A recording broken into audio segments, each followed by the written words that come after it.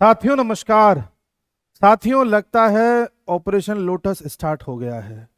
यानी कि बीजेपी को जो 240 सीटें मिली थी लोकसभा में, अब बीजेपी को लगता है कि वो वक्त आ गया है कि 272 किए जाए।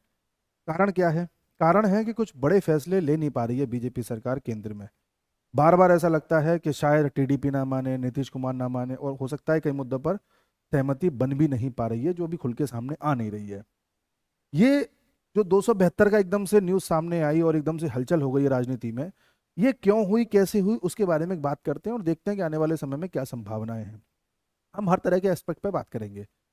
पहली चीज, पूरे देश का ध्यान है इस वक्त दिल्ली इलेक्शन पे। तो जब पूरी मीडिया, सारे देश के लोग दिल्ली इलेक्शन पर ही ध्यान रखेंगे, तो महाराष्ट्र में कुछ करो तो पता नहीं चलेगा। दूसरा, महाराष्ट्र और यूपी दो ऐसे राज्य थे जहां की वजह से बीजेपी को 272 नहीं मिल पाई। यूपी में सीट कम पड़ गई, महाराष्ट्र में मामला गड़बड़ा गया।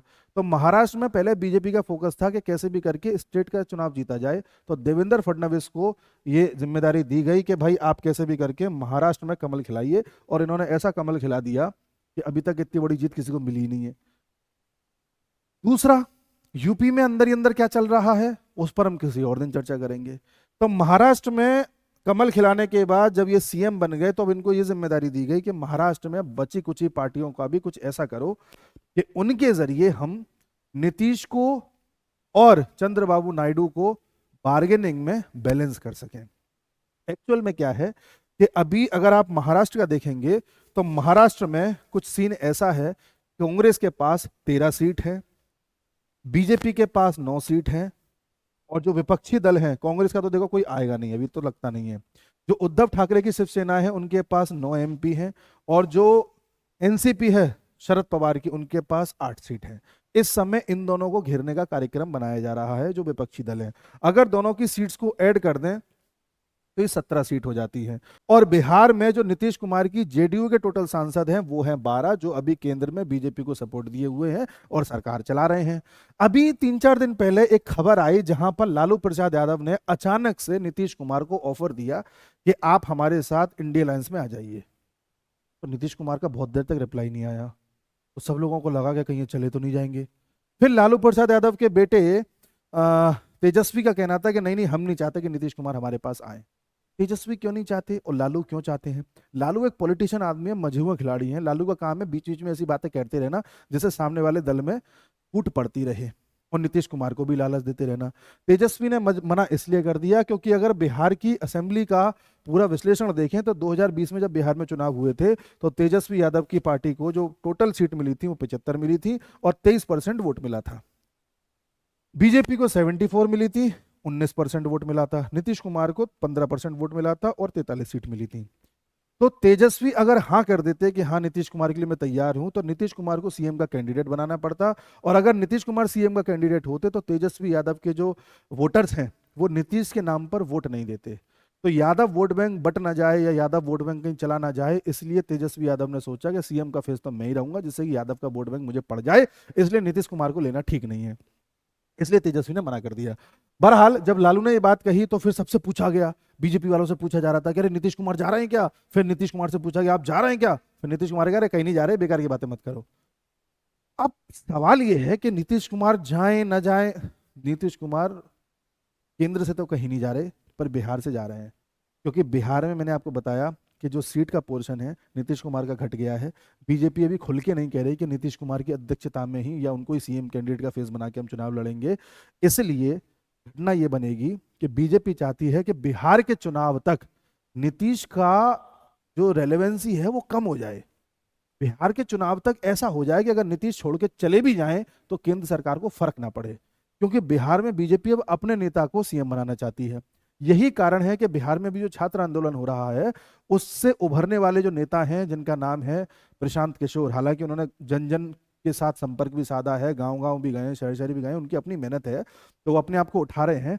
तो जैसे जैसे वो उठेंगे वैसे वैसे आरजेडी यानी लालू की पार्टी कमजोर होगी, वैसे वैसे नीतीश कुमार की पार्टी भी कमजोर होगी। और इस समय छात्र नीतीश कुमार से बहुत नाराज हैं, और सही बात भी है, नीतीश कुमार ने ऐसा कोई काम किया ही नहीं छात्रों के लिए अभी कि छात्रों को सेटिस्फाई कर पाए। तो नीतीश कुमार से छात्र नाराज हैं, एंटी इनकम्बेंसी है, नीतीश कुमार की पार्टी कमजोर है, और इस समय सही मौका है बीजेपी के पास नीतीश कुमार को डंप करने का। ये इनको बड़ी आदत थी ना डंप करने की। अब इनकी बारी है। जैसे महाराष्ट्र में उद्धव ठाकरे ने किया था, फिर उद्धव ठाकरे का क्या हाल हुआ हमारे आपके सामने है, अब वही नीतीश कुमार का होगा। तो नीतीश कुमार को डंप करने के लिए नीतीश कुमार की जगह किसी और की व्यवस्था करी जाए, इसलिए ये पूरा तिगड़मबाजी चल रही थी, और इसलिए महाराष्ट्र में इन दोनों को पकड़ा जा रहा है। अगर ये दोनों सेट हो जाते हैं तो कोई बात ही नहीं है। मान लीजिए अगर ये दोनों अपनी अपनी पार्टी लेकर के समर्थन दे दें, तब भी नीतीश की जगह ये आ गए। और ये भी हो सकता है कि इन दोनों पार्टियों के जो एमपीज हैं वो विलय कर लें बीजेपी में, इसके चांसेस ज्यादा हैं, क्योंकि बीजेपी नहीं चाहेगी कि दो दो शिवसेनाएं उसको सपोर्ट कर रही हों। इससे जो बीजेपी को समर्थन देने वाली जो अभी एकनाथ शिंदे की शिवसेना है वो बुरा मान जाएगी, और एकनाथ शिंदे हो सकता है गड़बड़ करे। और बीजेपी एकनाथ शिंदे के साथ अपने टर्म्स खराब नहीं करना चाहती, क्योंकि जब उद्धव ठाकरे वहां के सीएम थे और देवेंद्र और एकनाथ शिंदे के पास वहां पर होम मिनिस्ट्री थी, तब देवेंद्र फडणवीस को सबने किनारा कर दिया था, और देवेंद्र फडणवीस की अगर कोई बात सुन रहा था उस वक्त, उनको तवज्जो दे रहा था, तो वो एकनाथ शिंदे थे। तो एकनाथ शिंदे और देवेंद्र फडणवीस की अच्छे टर्म्स हैं।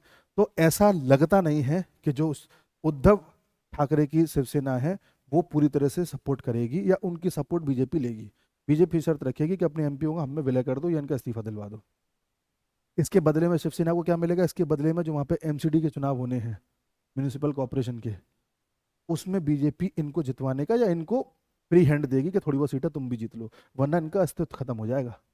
अच्छा, ये कैसे पता चला कि ये बीजेपी के फेवर में जाने वाले हैं? ये पता चला है हाल फिलहाल की घटनाओं से।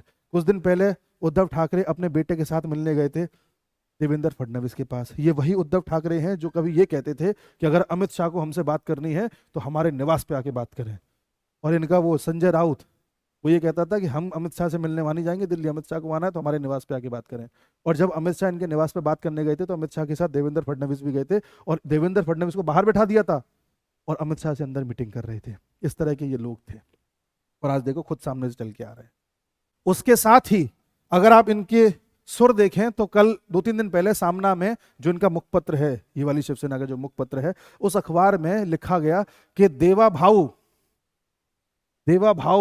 देवेंद्र फडणवीस बड़ा अच्छा काम कर रहे हैं, महाराष्ट्र का विकास कर रहे हैं, नक्सली क्षेत्र में जाकर के जिस तरह से ये काम कर रहे हैं वो बड़ा सराहनीय है। इस तरह की बातें उन्होंने लिखी जो इनको गाली देने में कोई कसर नहीं छोड़ते थे। उन्होंने सीएम देवेंद्र फडणवीस की तारीफ के पुल बांध दिए। ये हैरानी वाली बात थी। साथ ही अगर आप शरद पवार की बेटी के बारे में देखें, जिनका नाम है सुप्रिया सुले, वो अपनी बेटी को लॉन्च करना चाहते हैं राजनीति में। वो ये कहती थी किसी जमाने में कि देवेंद्र फडणवीस अकेला क्या कर लेगा, इसके बस का क्या है। और जब 2014 से 2019 तक इनकी सरकार रही थी तब इन सब लोगों ने भर भर के गाली दी थी देवेंद्र फडणवीस को, यार इनसे तो कुछ नहीं हो रहा, किसी काम की तारीफ नहीं करी थी।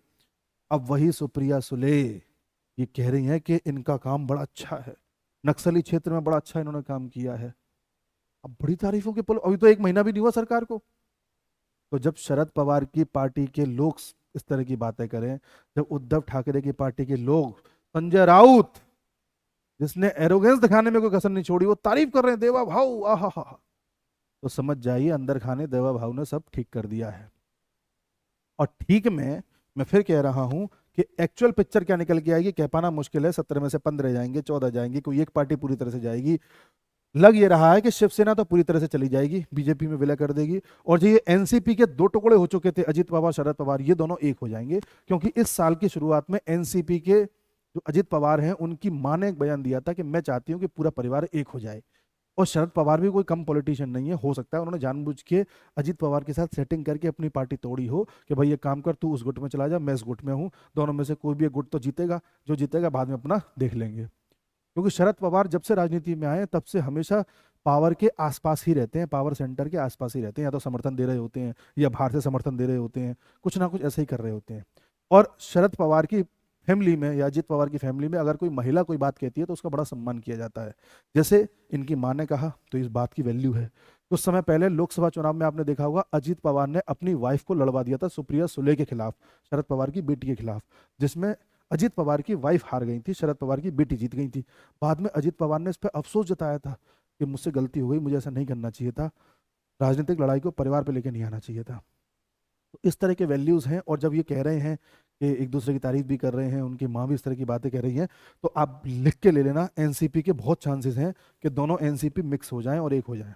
लेकिन उद्धव ठाकरे की पार्टी के चांसेस नहीं है। जो भी चांसेस हो, एक मिक्स हो जाए या एक ना हो, या दोनों ही हो जाए, दोनों ही ना हो, कोई भी हो, मतलब ये 17 एमपी तो आ ही रहे हैं, वो 12 का विकल्प तो देख लिया है। ऐसे कई मौके हैं जहां पर ये देखने को पता चल रहा है। और बीजेपी को अगर ये 17 मिल जाते हैं, तो अगर नीतीश के 12 चले भी जाएं इलेक्शन के टाइम पर, तो बीजेपी को दिक्कत नहीं होगी। बीजेपी को चाहिए क्यों? चाहिए इसलिए क्योंकि कई सारे बिल अभी लटके पड़े हैं, जिसमें आपका वक्फ अमेंडमेंट बिल है।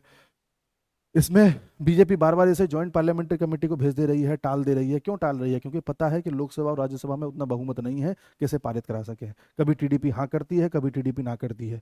अगर मान लो बहुमत की वजह से पार नहीं हो पाया, तो बड़ी बेइज्जती हो जाएगी और ये बड़ा एम्बेरसिंग मोमेंट होगा। इसलिए उससे पहले या तो पूरी तरह से मजबूती से तबरी जितनी भी बैकिंग कर सकते हो वो कर लो, और अगर नहीं हो पा रहा तो बीच में ही चुनाव करा लो। बीजेपी इतने सख्त फैसले जो अभी तक ले रही है, वो ले भी इसलिए रही है कि अगर बीच में सरकार गिर भी जाती है, तो बाकियों के पास इतनी ताकत नहीं है कि मिलकर के सरकार बना लें। बहुत मुश्किल है, टूटे फूटे पड़े हुए हैं सब, और मोटा भाई बनाने भी नहीं देंगे। मोदी के लिए सबसे फेवरेबल होगा कि मध्यावधि चुनाव में चले जाएं। 1996 से 1999 के बीच में देश में 3 बार चुनाव हुए थे लोकसभा के, और मोदी जानते हैं कि इस समय देश का हिंदू इस अपनी गलती का एहसास कर रहा है कि हमने 240 देके गलती कर दी। इसलिए अगर दोबारा चुनाव में गए तो इस बार हो सकता है 340 मिल जाए। तो ये भी हो सकता है, ये भी एक चांसेस है। लेकिन मुझे नहीं लगता कि मध्यावधि चुनाव में बीजेपी जाना चाहेगी। चली भी जाएगी तो उसे कोई दिक्कत नहीं है। मोदी उस टेम्परामेंट के आदमी के, करूंगा तो अपने मन की करूंगा, भले ही दोबारा चुनाव चुनाव में जाना पड़ जाए, लेकिन कोशिश करेंगे कि ना जाना पड़े। क्योंकि चुनाव कराने का मतलब है दोबारा भाग दौड़, स्पीचेस, और सबसे बड़ी बात है फंड की। फंड बहुत चाहिए होता है चुनाव कराने के लिए, इतना फंड कहाँ से लाएंगी पार्टीज? तो वो एक मसला है। और बाकी ये है कि आने वाले जो दिन हैं, इनके जो वचन हैं, और दिल्ली का चुनाव है, आप देखना उधर दिल्ली में चुनाव चल रहा होगा, इधर महाराष्ट्र में खेला चल रहा होगा। उद्धव ठाकरे को अपना एग्जिस्टेंस बचाना है कैसे भी, और मोदी को केंद्र में एक गुट ऐसा तैयार कर लेना है कि बाकी इन दोनों को दबाया जा सके, नीतीश को और टीडीपी को। तो ये अभी मामला चल रहा है। आने वाले समय में देखते हैं कि मोटा भाई क्या करते हैं, ऑपरेशन लोटस करता क्या है। लेकिन आप देखना आने वाले 2-3 महीने में, या दिल्ली के चुनाव के बाद, एक बड़ा खेला होते हुए आप देखेंगे। और जो अभी आंकड़े केंद्र में हैं, ये आंकड़े नहीं रहेंगे, आंकड़े दूसरे हो जाएंगे। नमस्कार।